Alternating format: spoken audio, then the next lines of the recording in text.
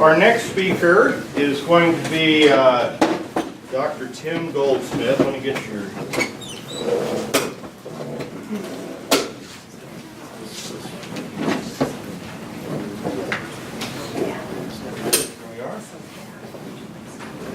Of course, I imagine most of you know Dr. Goldsmith, but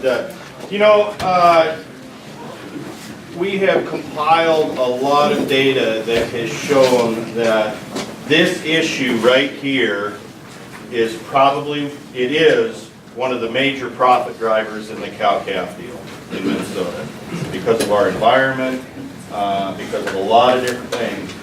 But the profit potential that's lost because of this issue, it probably trumps everything else that we do in the cow-calf deal. And so that's why I really brought Dr. Goldsmith in to give us a review on scours treatment, scours prevention, those types of things. I recognize you all have heard all or bits and pieces of this before, but I think it's good to have a refresher every so often because it still just plagues us every year as an industry in this state. So with that, help me welcome Dr. Tim Goldsmith.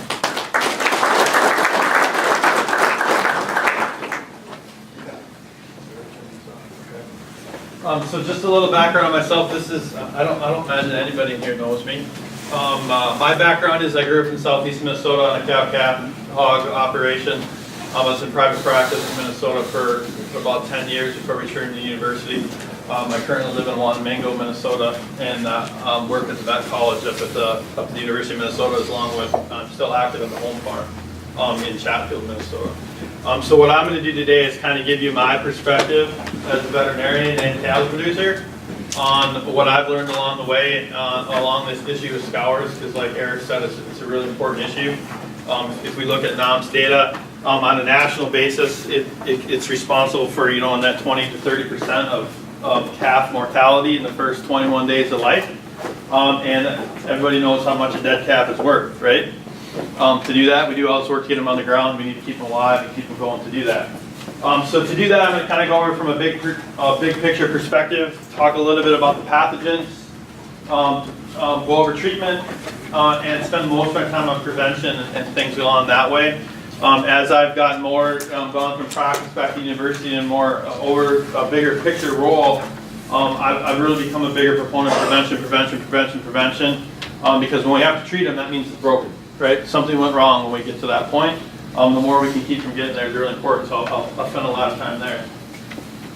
So the big picture for me, I do a fair amount of teaching to veterinary students at this point in my career, and all these really bright young individuals all want to talk about all the bugs, right? They're really interested in bugs and drugs and things like that, and they're tested on those things, right? You can be able to regurgitate names of things, and when we talk about scours, we're talking about different pathogens, viruses and bacteria and protozoa primarily. But the key picture is here is those pathogens alone don't cause scours.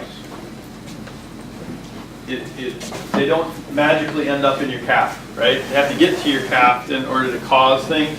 And there's different things that I call management challenges that we all deal with on a daily basis that we sometimes have control over, sometimes we don't.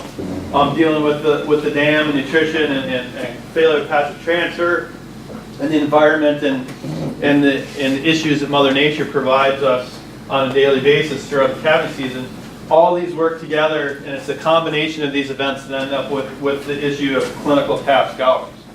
And if we're going to talk about how we manage them and go forward, we have to recognize all those factors that work together to do that.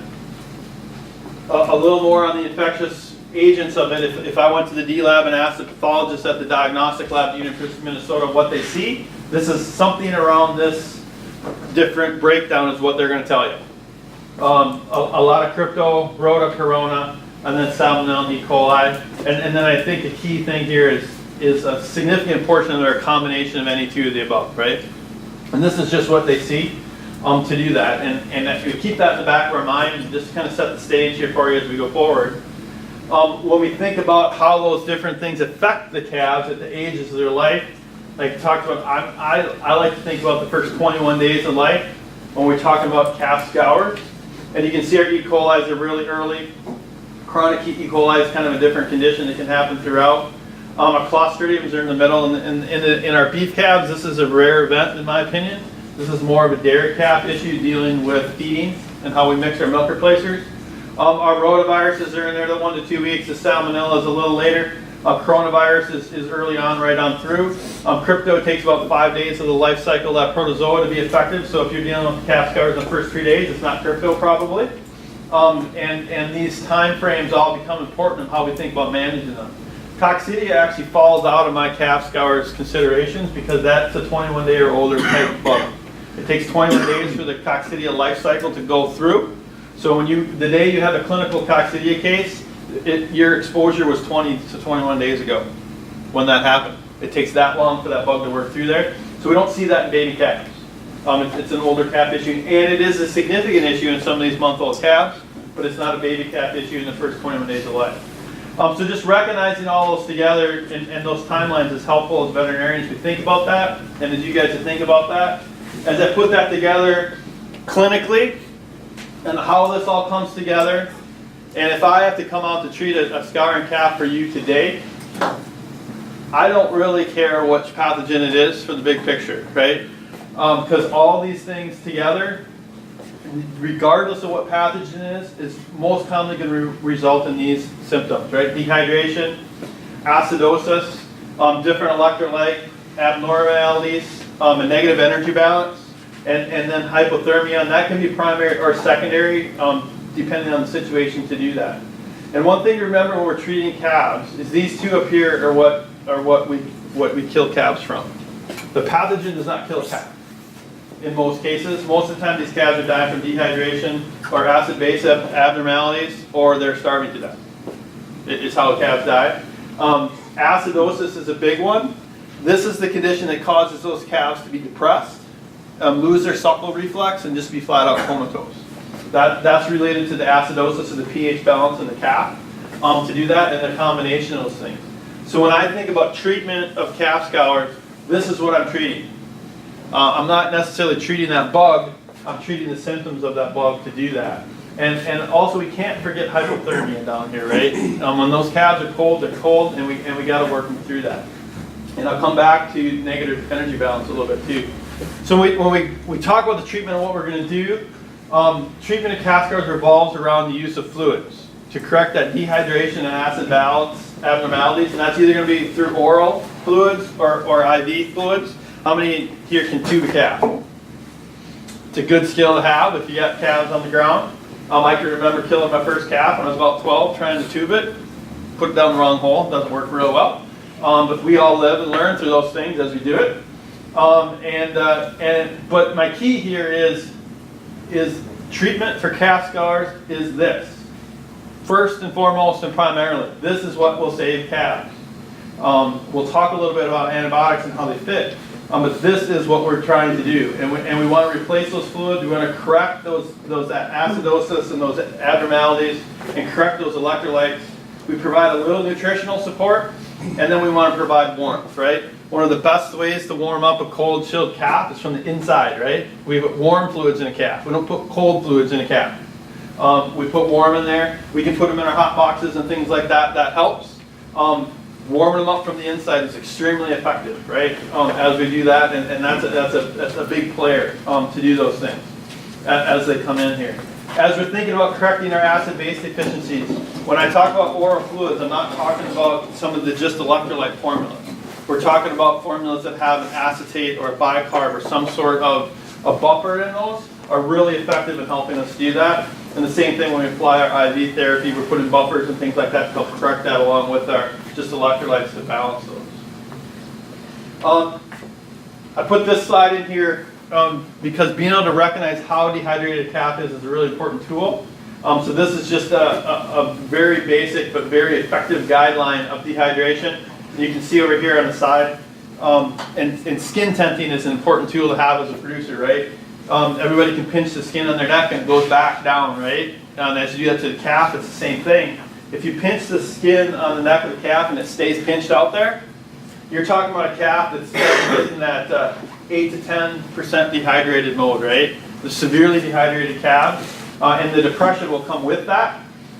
you can start to see the eyeballs sink away and things like that. This is a really good tool for you guys to know when I can be used with oral fluids or when I need to start thinking about calling somebody out, do an IV treatment, things like that as you get that.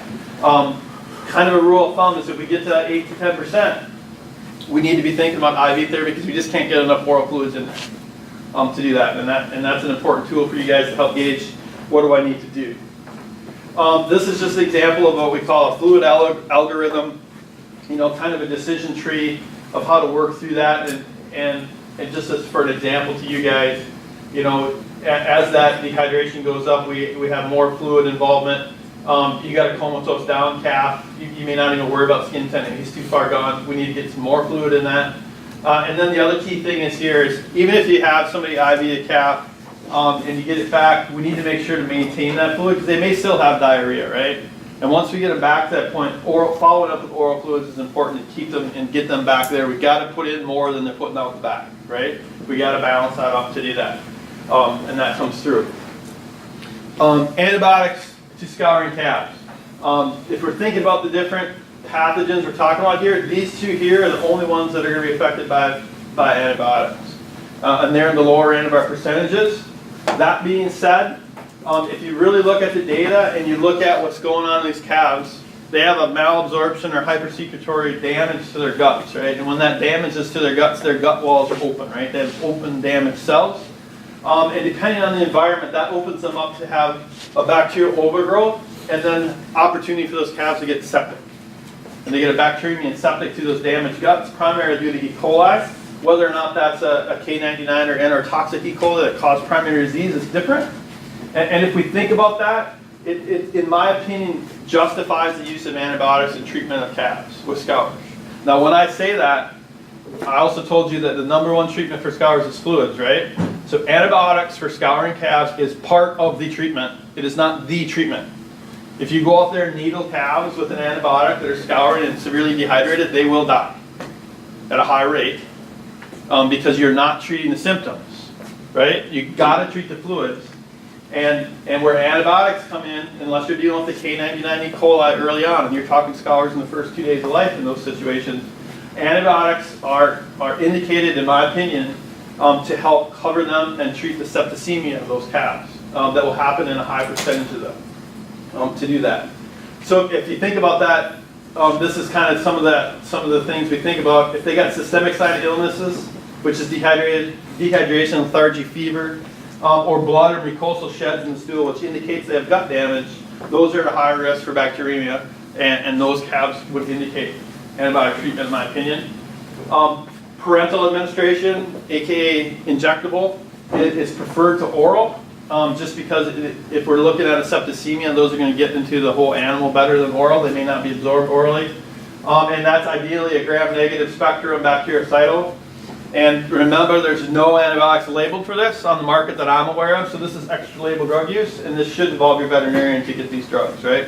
You'll have to write a script for those and have the proper label to do those.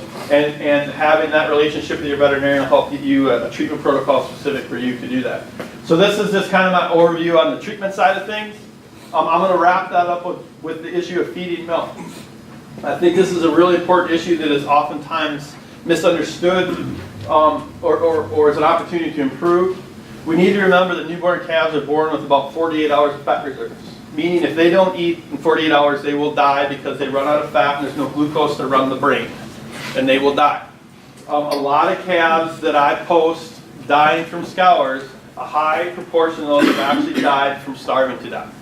They have no fat reserves on their kidney and no heart fat, the fat is gone. And repeatedly I get involved with people that have been consulted to withhold milk when they're treating scouring calves. You guys have all heard that, right? Don't feed milk. I disagree with that recommendation because of this issue and the fact that if you look at the data and how milk works in the guts, milk is energy dense and helps facilitate the repair of those intestines. Our oral rehydration fluids, even the high energy ones, do not have enough calories to support that calf. So even if you pull it for the first 12 hours of those first treatments, getting energy back in those calves is important to get them going and back on the road again. And you got 48 hours there, right? If you pull it for more than that, you're going to impact your success rate, in my opinion, and my experience to do that. Guys always ask, how do I do? Do I mix fluids with milk and all that stuff? Never mix your electrolytes with your milk. If you're using a milk replacer in emergency situations, ideally I want to milk the cow and put the cow milk in there. That's better than milk replacer every day. But don't mix electrolytes with milk. That throws off the osmolarity of that product and will screw up the guts. When I'm feeding electrolyte solutions, I want to do that as an extra feeding, right? Remember, they're losing extreme amounts of fluid, right? So extra fluids is good, even if that means more trips to the calf, right? That's what we have to do that. So that's my 2 cents on feeding milk. I'm going to move to prevention now, and I'm kind of going through this fast because Eric tells me he'll pull a plug on me if I talk too long. So I'm kind of going through it a little fast. When we talk about prevention, this is what we call the epidemiological triangle. And anytime we talk about things, we have to remember we got this interaction similar to what I talked about at the beginning, dealing with the agent, which is our pathogens, the host, which is the cow and calf, right, and the different things that can affect that in the environment that they live in, right? All those things are going to interact together, and how we manage prevention involves those and how we can do that. And in my opinion, that involves talking about increased resistance or immunity to the cow and calf. And I put that as colostrum management. How we address the pathway of how it gets to the calf, and how we affect that contact. So biosecurity management and immunology are some of those key things. If I put it in there, where does prevention start? It's way before we calf, right? And in my opinion, Scours prevention starts the day you guys turn your bulls out or breed cows. Because by doing that, you are you're having a huge impact on the environment that cow will calve in, right? If you chose to calve in January, you're hoping it's going to be frozen up and not like the last week we've had. To deal with mud and things like that, if you're going to be in April, March, you're going to have mud. There's a huge proportion of our Dakota producers that are moving back to May and June. Primarily for this. They're moving their calving seasons back because they can't deal with the environment, and dead calves don't weigh anything, right? On sale day. So the day you turn the bull out, you are having a huge impact on the environment you're sucking the calf in. And that's a control you guys have to do that, and has to fit in with your goals and when you do that. Other things that are happening before we ever calf is the nutrition of that cow. The cow is going to be the primary source for immunity to that calf. And we need to feed that cow appropriately so she can make that, and recognize that there's a large amount of fetal growth occurring, and how do you do that, and all the logistics and facilities that go along with that are important, and we'll talk a little more about that. When I talk about immunity for calf scours, I'm talking about colostrum management. How do we get calves are born with zero immunity to calf scours, right? Or zero immunity to anything because of the placental attachment of the bovine. And how we deliver that colostrum and prep that colostrum is important to how we manage that. Environment and sanitation are huge, and then also biosecurity to do that. So I'll hit a little more on all those here. So this is just an example of the requirements of energy for a cow that's calving in whenever. But you can see when she calves, her energy is going to peak right because she's making milk, right? This is a lactation curve similar to what we've seen in a dairy cow. When you wean that calf, her energy requirements greatly decrease because she's no longer milking. And then as that fetus starts to grow, it greatly increases the energy requirements of that cow. This is an example of the fetal growth that happens in a cow. And this is for a March calving cow, and you can see when we're out here in December and January, if you're calving in March, you can see that these cows, that fetus is gaining a pound a day, right? It's growing that rapidly, and that requires energy from the cow, and that's what increases the cow's need to intake this energy, and how to do that. So providing that adequate nutrition in those cows during late gestation is probably the most important time you feed those cows. That's going to affect the fetal growth of that calf. It's going to affect the development of that calf, and that it's also going to lay down the back fat on that cow, or maintain that condition of that cow so that she can breed back for the next year. And if we get too far behind, it can have severe consequences. So if we look at data out there on inadequate nutrition in cows during late gestation, this is what we see: lighter birth weight calves. And I put on here, without a corresponding decline in dystocia. So for 20 years, I've been hearing guys tell me they can't feed their cows because then they're going to have too big of calves. If you feed your cows properly, yes, you will have bigger calves than if you starve them. Data does not support that those calves, out of those nutritionally deprived cows, will have less calving difficulties. It actually supports that you're going to have lower calf survival. You're going to have a higher death rate of those calves. You're going to have decreased calf vigor.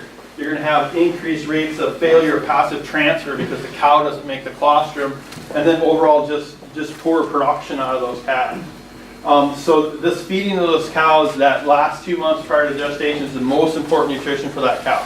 And that's going to set you up, because ultimately if we affect that, we're going to decrease our production of our calves, and then we're going to affect our production of our calves next year. Because you're going to have lower birth weights or lower repro rates in those cows, increased likelihood of leaving the herd. When we think about it a little deeper, energy and protein are both important. We got to have them in balance. You can't have too much of one or the other as you do that, and keep them together. Most of the hay we grow in this country is going to have plenty of protein, right? If it's got any alfalfa in it, you have plenty of protein. That cow needs 8-9% crude protein feed. We got 18 to 20%, right? Plenty of protein in that feed if we feed it to them. And then the other major feed we see around the country is corn silage, right? Lots of energy in it, not a lot of protein, right? So working those two together works a real good balance. And as we don't want to wait till we're too late. Like I just said, if we get too far behind the 8 ball and those cows are too thin, that fetal growth is going to be the priority for that cow, and she can't keep up sometimes. And then we have to remember heifers are still growing, right? That heifer has higher nutritional requirements than the cows, and as we're feeding those, especially if we have mixed groups, we got to consider that, because that heifer won't be able to eat enough to do that. And then again, here's some of those things we see with inadequate protein intake, similar to on the other page, in those calves. So the challenge of that, as we do that, is, how do we do this? How do we get to that? So things with logistics and facilities are important. Forage quality, what are we losing from weather, and things like that. Storage, access, is the same for all cows. And I think later, Alfredo's going to present Nicole's presentation later, right? So you're going to hear a little more about this access and things like that. Access is really important, in my opinion, on what cows can get. As you put that feed out there, if you put 3 days of feed out there, is the feed that you eat on day 1 the same as it is on day 3? It's not, right? It's greatly decreased. And if we think about a group of cows and heifers, who's going to eat that feed first? The cows, right? And I just told you heifers are going to need better nutrition. So the cows will get fatter, the heifers will get thinner, and it's going to have an impact on your cows. So that's where we consider about group and age segregation. And that's important as we think about how we make colostrum and how that calf grows. To do that through there. And then we can monitor that through our body condition score, right? We want to target 5s for cows and 6 for heifers at calving to do that. So just a little bit more on forage quality, right? We all know through the growing season that forage changes, right? From spring to fall, and it decreases. The same as we harvest, it's kind of the opposite when we harvest our hay. A common practice, at least in southeast Minnesota down, is to let our first crop get a little more mature and increase the tonnage, right? But that has a lower quality to do that. Second, third cuttings are usually higher quality, at least how we manage it at home. How we manage our feed, if we put that first cutting in the barn first, and then we fill the back of the barn with second and third cutting, or put it on top, or however you're managing it, what's going to get fed first? The higher quality feed, right? That cow that we just weaned is out grazing corn stalks. Does she need a lot? That's her lowest quality time. So as I think about this, is we got to save our good feed for when we need our good feed, right? And don't feed it all up and just have your crop feed left, right? Because when all the good feed's gone, it's gone, right? And you're going to feed what you have. So how we manage that in the barn is important as we do that, and that affects the season that we feed it. One thing to remember with weathering, this is a diagram, and you'll hear more about it. That outside 6 inches of a 5-foot bale is about half your hay, guys. So when it's stored outside and you pick it up and that 6 inches falls off the outside, that's half your bale that you're giving up all the time. So that's a different conversation. The other aspect of that is, remember, it doesn't only just, you lose it, but that other hay that is spoiled and damaged, it decreases the quality of that feed, right? And when you got those dark bales that have been heated and the protein's bound up, it's not available for the cows anymore. So that's a huge issue as we see it, and that fits into that access and how we feed those cows. of what is the cow actually consuming to do that. I use my round bale feeder as an example, right? How many holes are in the outside of a round bale feeder? Depends how big the round bale feeder is, right? But the way I count them, about 19 to 20 slots, right? If we put 1,500 pounds of hay in there, or 3 days worth of feed, there's more feed than there's access for the cows, and that affects which cow eats what, and the heifers will eat last, and you will decrease the quality of that feed as you go through there. So having access to these pre-fresh cows or early pre-calving cows is important, especially if we're going to limit feed them, right? If we put 1 day's worth of hay in there for 100 cows, that's a big deal. If you expect those cows to eat that 1 day of hay through those limited access, because the access is going to be different, and all the cows are not going to be getting the same feed. We have cows come into the D lab up at the university every year that starve to death because of this. Plenty of feed access, but those young cows can't compete, and they're eating the sticks at the end of the day, and they starve to death, right? And they will die if it gets severe enough to do it. So access is important. Immunity or colostrum management. So when I talk about this, there's the 3 things I want to talk about. It's time, quality, and quantity as you come in there. First and foremost is time, right? In my world, it's ASAP. I want that calf to nurse as soon as possible on that cow. I have videos. I wish I took a video. I didn't do it. I can watch heifers calve and go from water bag to a calf nursing in 20 minutes. They can do it if they have the right calf vigor, and that comes from the nutrition of the cow and the minerals and energy to that cow to come up, and the environment to allow them to get up, right? If it's cold and icy and muddy, they're not going to do that. But in the right environment, they can do it. But I'm going to say within 4 hours max. Within 8 hours, I want them to have their second meal, right? As they're coming in there to do that, and they can do it. Quantity, and I'll back up here. This is a picture of the side of the calving pen. The only way I know a calf is nursed is if I've seen it nurse or I've helped it nurse, right? Or we can check that bag of that cow. A cow standing up on the hillside with the calf laying underneath it and she's standing over top of it. Is that calf nursed? I have no idea, right? Go check the bag of the cow. Has it been nursed? Are the teats cleaned off? Has the calf been on? Because once we go past this 48 hours, we don't have a chance anymore. It's gone by. It's done, and we've never had the opportunity to get back at them again. These calving pens that are out there with the sides that flip up, these are great tools, right? You could run those cows in there. She doesn't have the calf in there, but we could bring that calf in, we could run her in there, put a little hay in front of those cows. You don't have to rope them, choke them down, and you can help those calves easily get on that teat, get them going. That will affect them the rest of their life. It's extremely important. Quantity. Again, I'm coming back to nutrition. The cow needs the nutrition in order to produce the quantity, right? She can't make it. They're going to start making their colostrum, 30 to 60 days prior to calving. They got to have the feed in order to make the colostrum to do it. We got to have the environment to allow the consumption. It goes along with the time. Recognize that heifers are going to have less colostrum than cows. And then genetics. One of the major differences between beef cattle and Holstein cattle is our Holsteins or our dairy cattle just make too much milk, right? And they dilute out their colostrum. And we can start to get that in the situation with some of our high-producing beef cows too, or those high-producing cows are going to have the quantity is going to be greater, but the quality is going to be less because it's just a dilution factor, right? And that can play into things. So genetics are important here as you think about that. Quality is the next one. Again, you see nutrition to produce, right? The cows got to have the tools to produce it.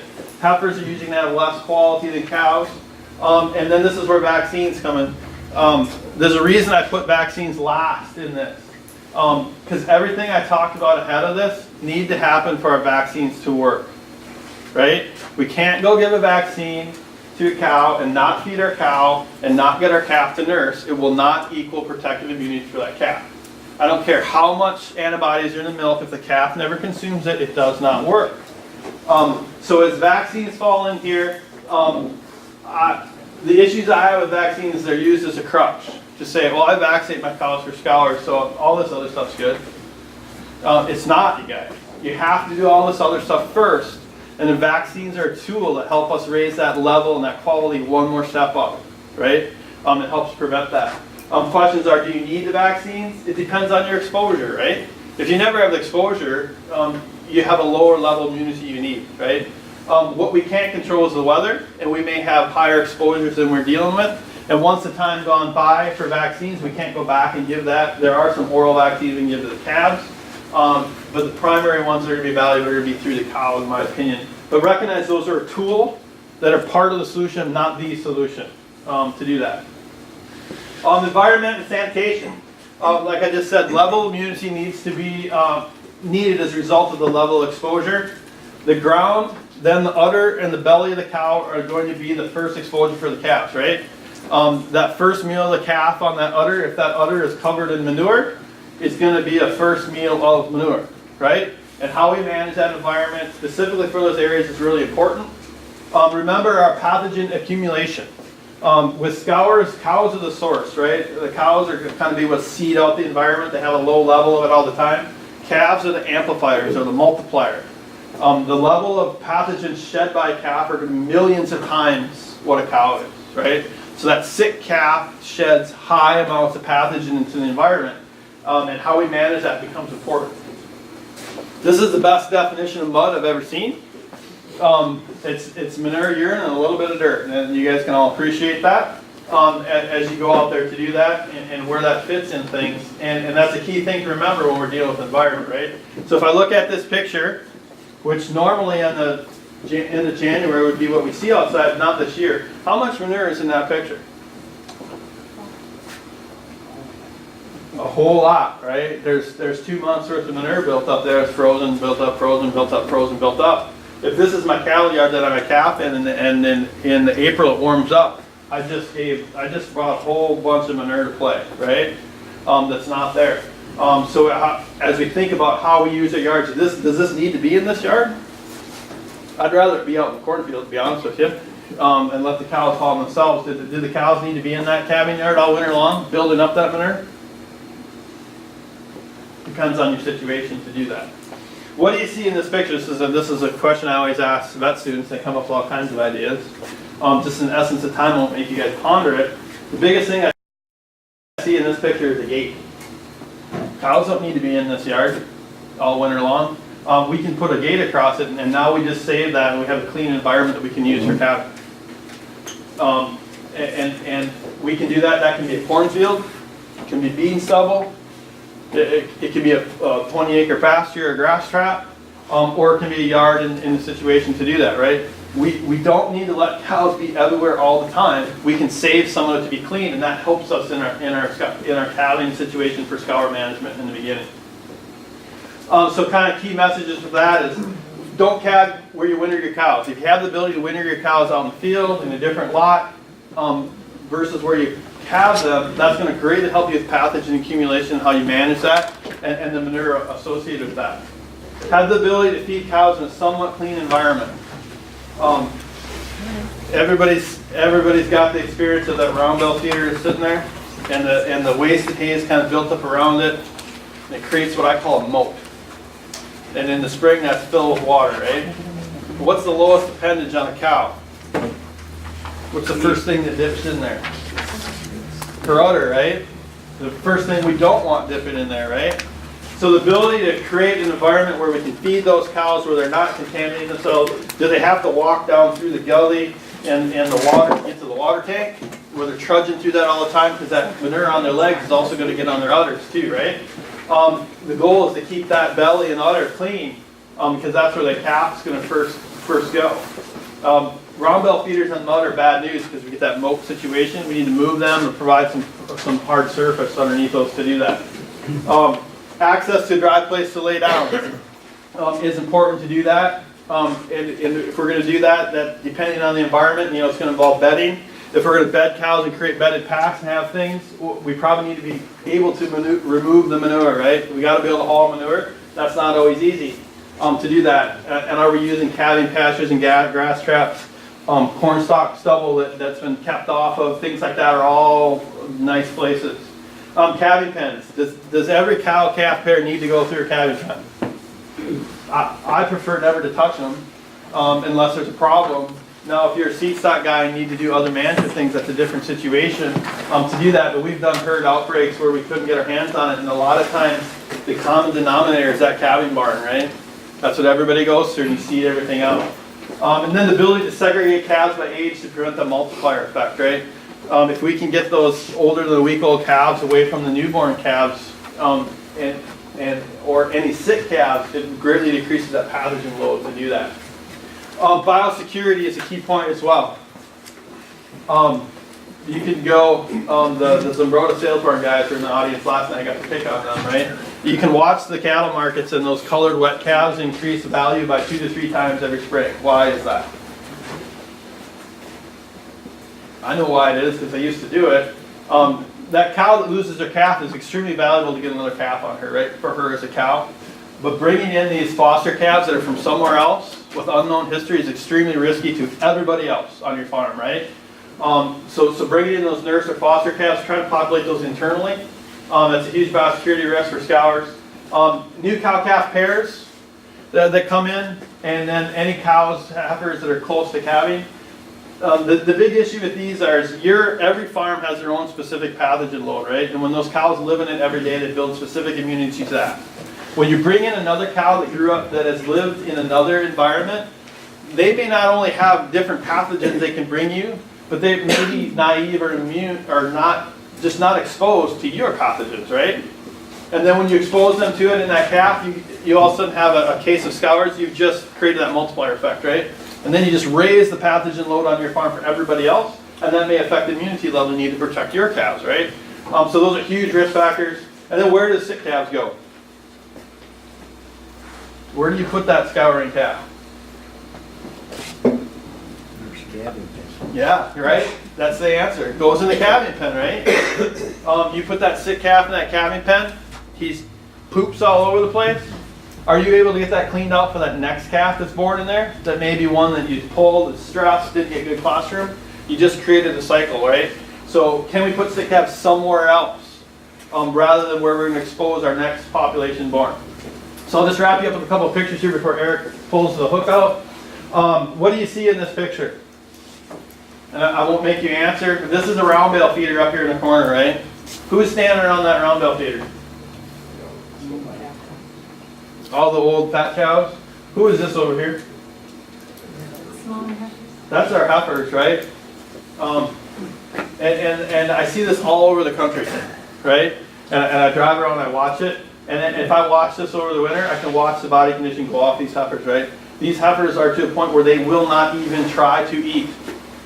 And this is a feed access thing, right? They just can't get at the bunk.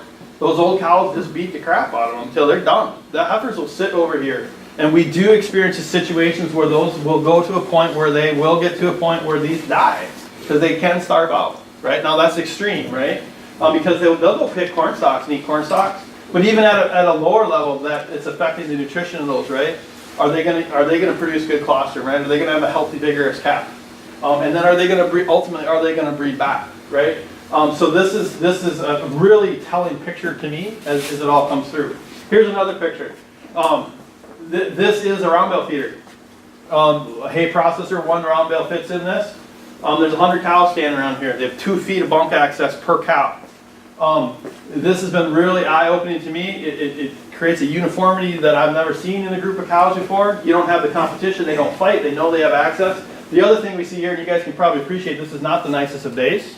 It's wet, it's rainy, it's sloppy. We got cows, and you guys can't see it on the picture. They're standing just a little bit. It's about 2 inches of wet manure there. There's a little bit of tag on the side of these cows, and they're wet, but the udders and belly lines are clean. All right, they're not tromping through the shit. They're not dipping their udders in anything, and they can do that. So this is just another example of a management way that's not normal. We're still using round bales to feed here, where these cows, you can provide access to do this in a manner that really helps the nutrition of the cows and ultimately helps our scour prevention to do that. I got 2 minutes to go through this. Okay, Eric said yes. I wanted to present to you guys just a little bit a thing called the Sand Hills Calving Project. And this is something developed down in Nebraska. But this is really around managing the environment to prevent the contact of calves to contaminated environments. And it's really built around the thought process that the cow is the source and the calf is the amplifier. So if we can always calve in a clean environment that doesn't have other calves that contaminate it, it decreases the exposure to the upcoming calves. And this was developed on a series, I don't know how long ago now, it's getting on 15 years ago now, based on a series of ranches in the Sandhills in Nebraska that were experiencing extremely high levels of scours, up to the 50 to 80% level of scours, with associated mortality with that, to the point where they were done. They were looking to get out of the business because it wasn't sustainable. And they were able to come into this and provide this system, and it essentially eliminated scours in those farms. But this is what it's built on. They use calving pastures down there, so is it applicable up here? Not necessarily, but the concepts all play because it's based on epidemiology and how the bugs work. Where they build a series of paddocks and they use a calving pasture, and for the first 2 weeks they calve there just because it's a little slower to get started, and then they leave the calved pairs in that pasture, and they move the non-calved cows to the next one. So then all the new calves that are going to be born here are now born on a clean environment, right? Not contaminated by any cows and calves. And then they move those every week through that system. And as they get out there after 4 weeks of age, that moves us past our main risk grid. You commingle those groups, and you come through there, and you greatly change the environment for those calves, and how that comes through. So challenges up here, it's a lot lower precipitation down there, and calving times and things like that. But the same concept we can use on how we manage our manure. Can we move groups of calves out every week? So we're getting that out there and try to clean those environments. Make sure we're managing our bedded packs. Some of those same concepts apply. And in extreme situations, deal with extreme crypto outbreaks, some of the most effective things we've done for treatment is opening the gate and letting those cows out of those calving yards and getting them out on clean ground to stop the outbreak. And that's based on the same system. And with that, I'll answer any questions. Sorry if I went long. Any questions? Go ahead. Kind of feedback off that Nebraska thing, you're talking about the multiplier effect with scours. So